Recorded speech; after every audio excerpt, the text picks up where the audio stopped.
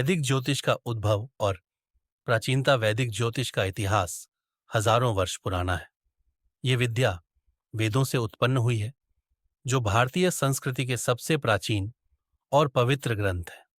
वैदिक ज्योतिष का उद्देश्य मनुष्य के जीवन को ग्रहों और नक्षत्रों के प्रभाव के आधार पर समझना और उसे सुखी और सफल बनाना है।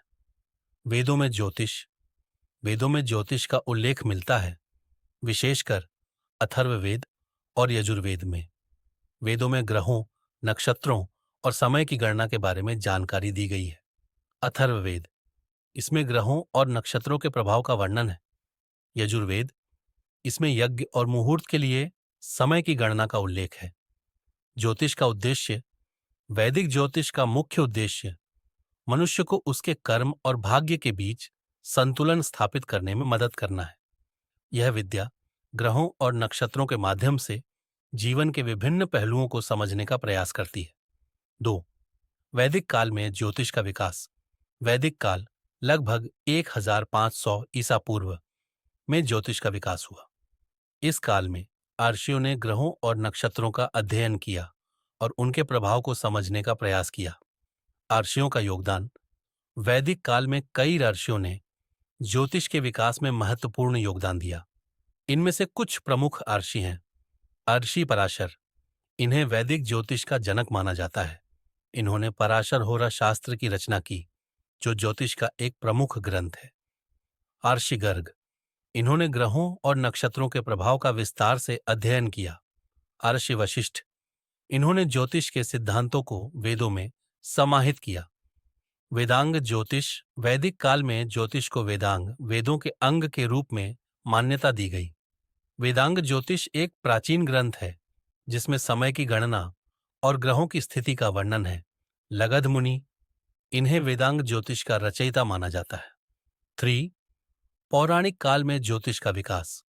पौराणिक काल लगभग 500 ईसा पूर्व से 500 ईस्वी में ज्योतिष का और अधिक विकास हुआ। इस काल में ज्योतिष के सिद्धांतों को पुराणों और महाकाव्यों में समाहित किया गया। पुराणों में ज्योतिष। पुराणों में ग्रहों और नक्षत्रों के प्रभाव का विस्तार से वर्णन किया गया है। कुछ प्रमुख पुराण जिनमें ज्योतिष का उल्लेख है। भविष्य पुराण, इसमें ग्रहों के प्रभाव और उनके उपायों का वर्णन है। विष्णु पुराण, इसमें ग्रहों की स्थिति और उनके प्रभाव का वर्णन है। महाभारत और रामायण में ज्योतिष। महाभारत और रामायण में भी ज्योतिष के उदाहरण मिलते हैं। महाभारत, इसमें युधिष्ठिर के राज्याभिषेक के लिए शुभ मुहूर्त का उल्लेख है। रामायण, इसमें भगवान राम के जन्म के समय ग्रहों की स्थिति का वर्णन है। 4. मध्यकालीन भारत में ज्योतिष। मध्यकालीन भारत लगभग 500 ईस्वी से 1500 ईस्वी में ज्योतिष का और अधिक विकास हुआ। इस काल में कई ज्योतिषीय ग्रंथों की रचना हुई और ज्योतिष का प्रयोग व्यापक रूप से किया जाने लगा। वराहमिहिर। वराहमिहिर मध्यकालीन भारत के सबसे प्रसिद्ध ज्योतिषी थे। उन्होंने बृहत संहिता और पंच सिद्धांतिका जैसे ग्रंथों की रचना की। बृहत संहिता, इसमें ग्रहों, नक्षत्रों और मौसम का विस्तार से वर्णन है। पंच सिद्धांतिका, इसमें ज्योतिष के 5 सिद्धांतों का वर्णन है। आर्यभट्ट। आर्यभट्ट एक प्रसिद्ध गणितज्ञ और ज्योतिषी थे। उन्होंने आर्यभट्टीय नामक ग्रंथ की रचना की, जिसमें ग्रहों की गति और समय की गणना का वर्णन है। भास्कराचार्य। भास्कराचार्य ने सिद्धांत शिरोमणि नामक ग्रंथ की रचना की, जो ज्योतिष और गणित का एक महत्वपूर्ण ग्रंथ है। 5.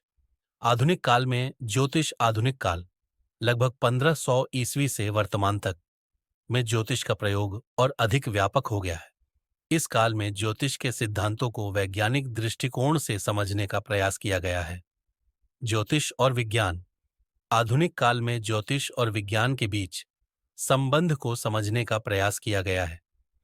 कई वैज्ञानिकों ने ज्योतिष के सिद्धांतों का अध्ययन किया है। ज्योतिष का प्रयोग। आज ज्योतिष का प्रयोग व्यक्तिगत जीवन, व्यापार, स्वास्थ्य और शिक्षा के क्षेत्र में किया जाता है। 6. वैदिक ज्योतिष का महत्व। वैदिक ज्योतिष का महत्व आज भी उतना ही है जितना प्राचीन काल में था। ये विद्या मनुष्य को उसके जीवन के विभिन्न पहलुओं को समझने और उन्हें सुधारने में मदद करती है। ज्योतिष और कर्म। वैदिक ज्योतिष कर्म सिद्धांत पर आधारित है। यह मनुष्य को उसके कर्मों के अनुसार फल प्रदान करता है। ज्योतिष और आध्यात्मिकता। वैदिक ज्योतिष आध्यात्मिकता से गहराई से जुड़ा हुआ है। यह मनुष्य को उसके आध्यात्मिक लक्ष्यों को प्राप्त करने में मदद करता है। निष्कर्ष। वैदिक ज्योतिष का इतिहास भारतीय संस्कृति और विज्ञान का एक अभिन्न अंग है। यह विद्या प्राचीन काल से लेकर आधुनिक काल तक मनुष्य के जीवन को प्रभावित करती आई है।